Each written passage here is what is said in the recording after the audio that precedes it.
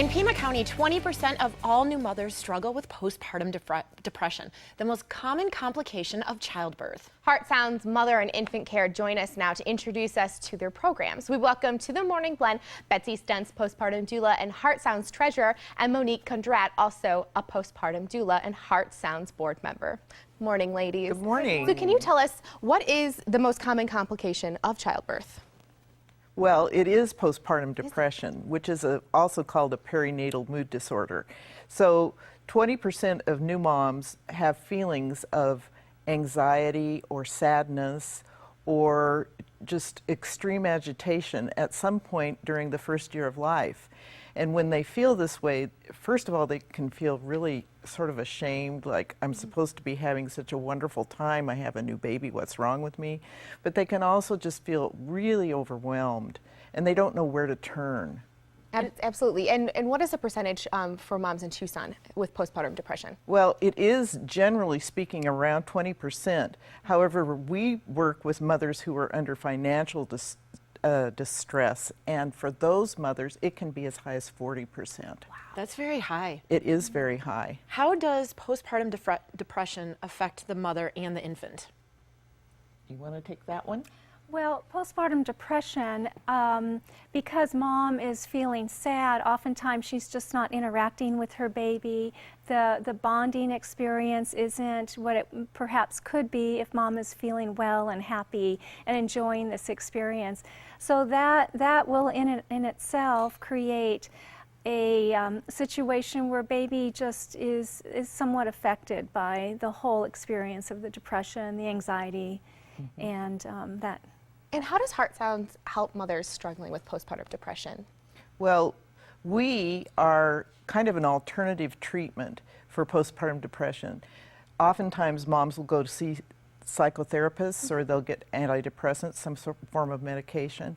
But especially for moms who don't have a lot of financial resources, maybe they don't have the transportation to get to a psychotherapist, or maybe they don't have the child care they need, or there are other barriers, they can't afford a psychotherapist, then what we do is we come into the home, and we are lay people, but we have a lot of training around how to care for newborns and how to care for new moms.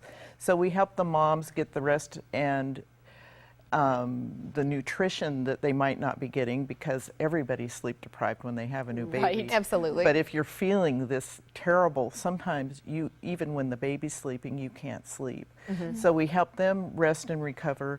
We help the babies, because while mom's resting and recovering, we are somebody who is kind of relaxed and is familiar with baby's needs, so we can help the baby, and then we can show other family members when the baby is demonstrating they want to eat, if the baby needs a diaper change, those kind of basic baby care things we show to the family. And finally, we just listen a lot to mothers, and we show them that there's somebody who cares enough to come into their home and not judge them, but just work with them and help them through this difficult time. Are there any early signs of postpartum depression, like while you're carrying the baby, that would possibly indicate that you might experience postpartum depression once you have the child? Well, some women do experience depression prior to delivery, and especially a woman who's at high risk perhaps has experienced depression beforehand, anxiety, any of those conditions. So again, the sadness, the agitation, the anxiety, those are things that she can feel prior to delivery, in addition to right after or shortly after the delivery.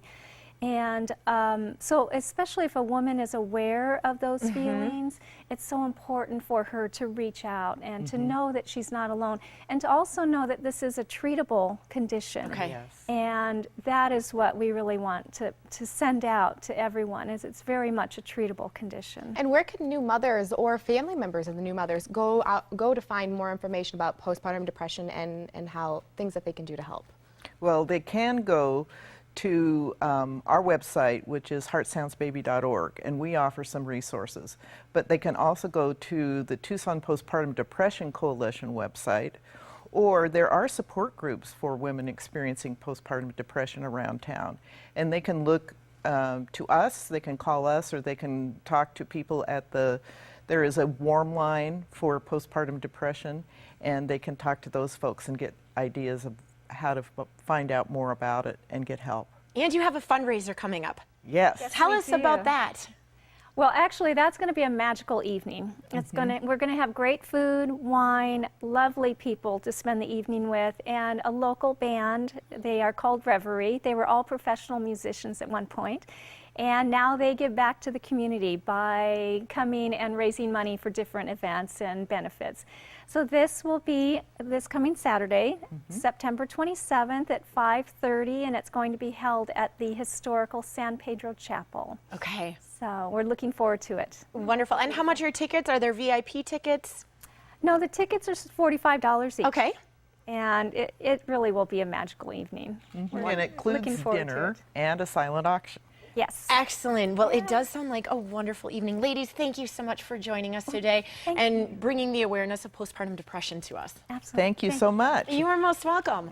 Heartsounds Mother and Infant Care and the music group Reverie are holding their benefit performance this Saturday, September 27th at San Pedro Chapel. Tickets are $45 and it includes a full buffet dinner.